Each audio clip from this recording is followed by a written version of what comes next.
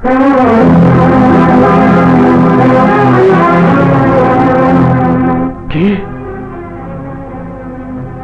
কি বললে? সামান্য একজন মাস্টারনির এত বড় সে, আর তুমি চেয়ারম্যান হয়ে তা সহ্য করে চলে এলে?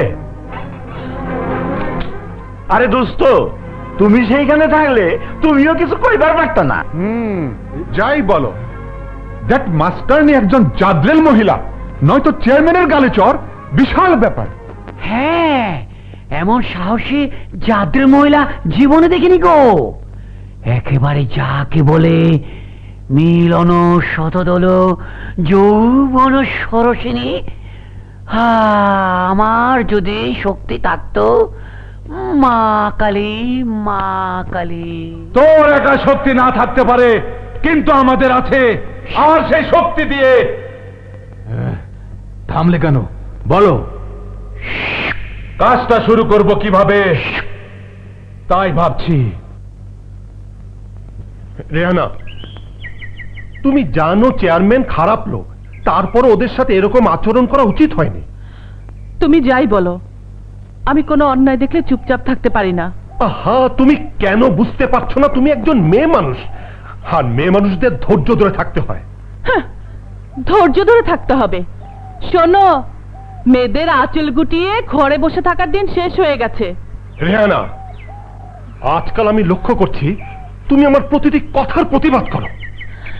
আর আমিও লক্ষ্য করছি তুমি আমার কোনো কাজই পছন্দ করছো না।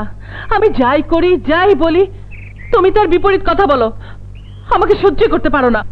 কি শিউলি, তোর মাকে বল, আমার দুটি চোখ আছে, আর সেই চোখে আমি শুধু তোর মাকে নয়, দুনিয়ার সবকিছু দেখতে পাই, কারণ আমি অন্ধ নই। শিউলি, তোর বাবাকে বলে দে, যে সবকিছু বুঝেও বোঝে না, দেখেও না দেখার ভান করে, তার চোখ থাকলেও সে অন্ধ। শিউলি, তোর মাকে বলে দে, আমার কথা যখন শোনে না, আজ থেকে আমি ওর সাথে কোনো কথাই বলবো না। শিউলি, তোর বাবাকে বলে দে, আমার সাথে কথা না বলার মতো কোনো অপরাধ আমি করিনি। শিউলি, ওকে বলে দে, যারা অপরাধ করে তারা কোনোদিন অপরাধ স্বীকার করে না, তাই অপরাধীর কোনো অজুহাত আমি শুনবো না। তোর মায়ের সাথে কোনো কথাই বলবো না। আরে বাহ, ঝগড়া হয়েছে তোমাদের দুজনের মধ্যে, তা আমাকে নিয়ে টানাটানি করছো কেন?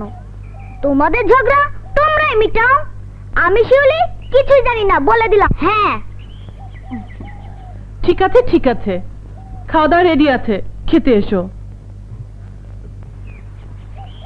ও, তাহলে খাবেও না, কথাও বলবে না? কথা বলবে না? কি হলো, তাহলে কথা বলবেই না? ঠিক আছে।